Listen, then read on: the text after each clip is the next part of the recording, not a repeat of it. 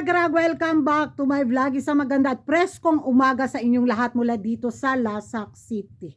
Nawala ako kahapon mga karag-karag kasi walang kuryente buong araw dito sa Lasak City. Gabi na nung bumalik tapos wala pang internet connection. Di nga sikuragan. Tapos pagising ko ngayon, of course, diretso ligo tayo para maganda yung pasok ng umaga natin at yun nga bumungad sa budlat kong mata at sa budlot kong simod na chismosa yung mga kaganapan na pinag-uusapan, pinagchichikahan ng mga active na mga chismoso at mga chismosa sa social media. Natalo pala tayo sa Hispano-Americana, no? So, pumapasyal-pasyal ako sa ating mga kapitbahay, kung ano yung maging reaction nila sa pagkatalo natin sa Hispano-Americana na where is the back-to-back pins daw? Agoy! So yun nga, pinagtawanan nila tayo dahil very confident lang tayo at hambog daw tayo na magka-back to back sa sa Hispano-Americana 2026 after masungkit ni Diamante ang corona last year.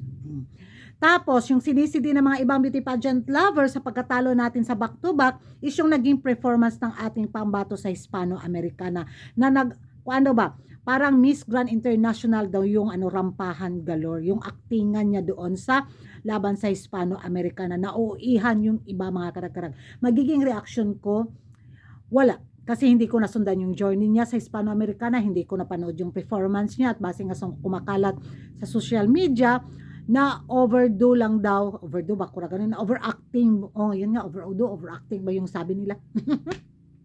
Nasobrahan ba yung naging performance niya, yung kilos niya sa Hispano-Americana na hindi daw tumpak sa naging performance ni Diamante. So kinumpara nila yung naging performance ng reigning queen sa pambato natin sa taon na to. Siguro hindi lang talaga niya tadhana na masungkit yung corona. At isa pa, hindi naman siguro ibigay ng Hispano-Americana Organization sa Pilipinas ulit yung corona dahil kapapanalo pa lang natin last year, di ba?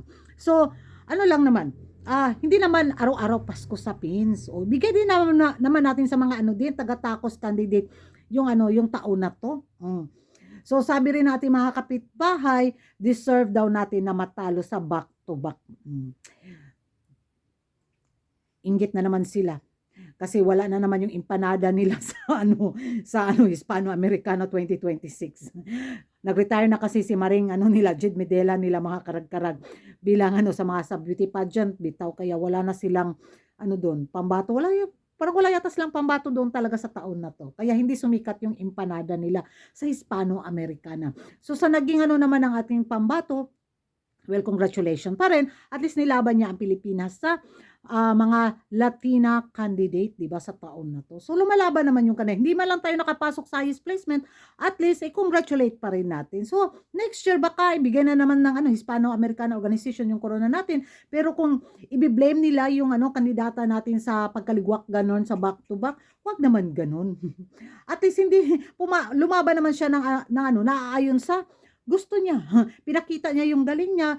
Well, hindi lang siguro nagustuhan ng organisasyon kasi may bit silang kandidata sa taon na to, kaya wala man nagsakit ang atong buot. Yung yung hanas lang ng mga kapitbahay natin at ibang beauty pageant lovers na hindi nakagusto sa kanya naging performance, yung lang naman. Pero sa taon na to, ibigay na natin sa kandidata natin yung niya, yung congratulations. At least hindi tayo na lut-lut dilyon. Hindi tayo na il tukoyo. Nakapasok pa naman tayo sa placement, pero hindi lang highest placement na top 3, top 5, di ba ganun? Walang kalma. May atupagin tayong Miss Universe Philippines 2026 na sobrang excited yung labanan. Ewan ko sa inyo mga karag-karag kung ano yung magiging reaction nyo dito nga na pinagtawanan tayo ng ating mga kapitbahay na hindi natin nasungkit yung back to back, at dapat bang sisihin yung kandidata natin sa pagkaligwak ganun niya sa corona. At sa mga nakapanood sa kanya naging performance, ano yung magiging reaction nyo mga karag-karag? Nasubrahan ba ang kanyang naging performance? Mag-ingay tayo sa comment section, at kung hindi ka pa nakapag-subscribe sa YouTube channel ko, don't forget to like and subscribe ko rin karag. And hit the notification bell para updated ka sa mga latest kaganapan at latest na ka sa mundo ng beauty pageant. And thank you for watching. See you in my next vlog. Bye-bye!